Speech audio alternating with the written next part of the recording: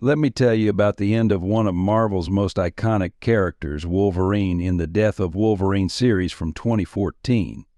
It's a story filled with reflection, heartbreak, and the true grit of a man who's been through hell and back, only to face his mortality head-on. This saga opens with a crucial development. Wolverine has lost his healing factor. Now, for those who might not be as familiar with Wolverine's powers, let me explain. For decades, Logan Wolverine's real name was essentially unkillable. He could heal from any injury, no matter how severe.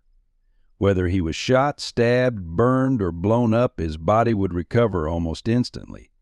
It's this ability that made him one of the toughest and most feared characters in the Marvel Universe. But suddenly that safety net is gone. Logan is now mortal, just like the rest of us. This changes everything.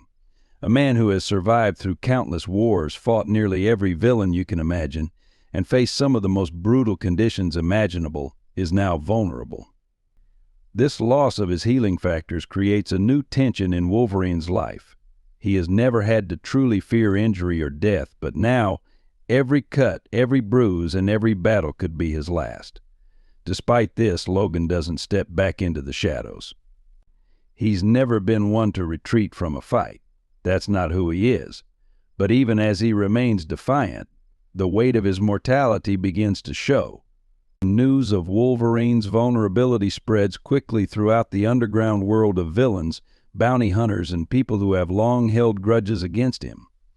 Enemies from every corner of his past emerge, all gunning for him. They know they'll never have a better chance to take down the man they've feared for so long. But the true puppet master behind all of this chaos is none other than Dr. Abraham Cornelius. Now, Cornelius is a name that sends shivers down Wolverine's spine.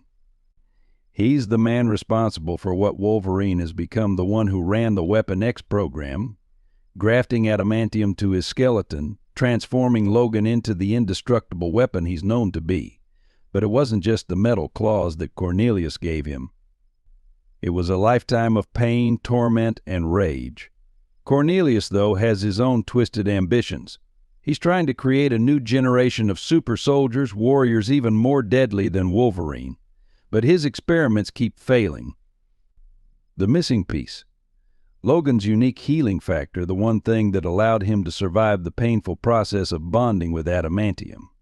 Cornelius is desperate to acquire Wolverine's DNA to perfect his experiments, and he'll stop at nothing to get it. What's so powerful about this story is how it takes us into Wolverine's psyche. He's lived for more than a century, enduring loss after loss. He's been a hero, a monster, a loner, a mentor, and a friend. But throughout it all, Logan has always been the warrior, the one who fights, survives, and keeps moving forward. And now, for the first time, he's truly facing the end. He knows that this battle could be his last.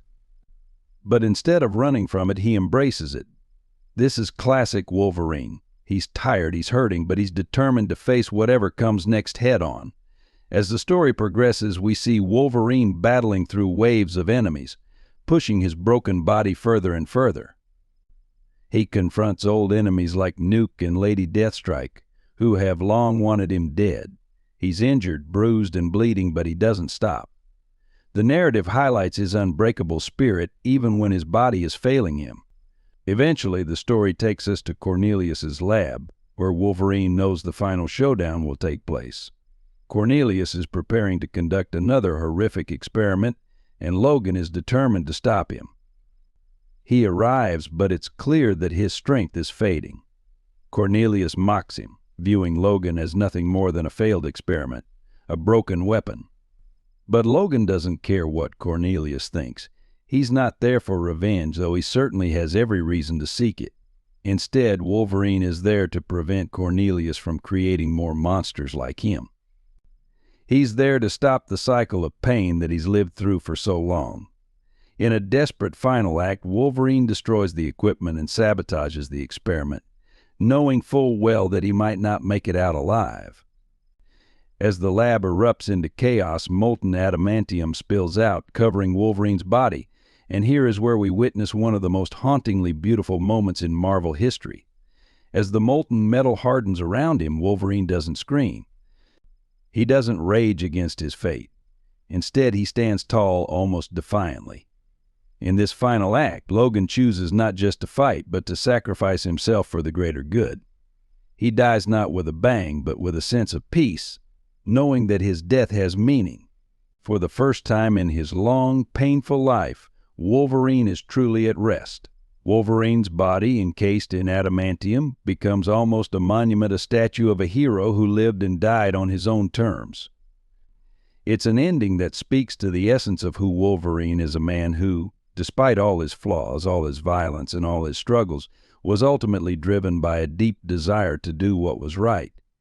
The death of Wolverine is not just the death of a hero, it's the end of an era. It's the final chapter for a character who has defined what it means to fight, to endure, and to live with the consequences of one's actions. Logan's death reminds us that even the strongest among us can fall, but it's how we face that fall that defines our legacy. Thank you for watching.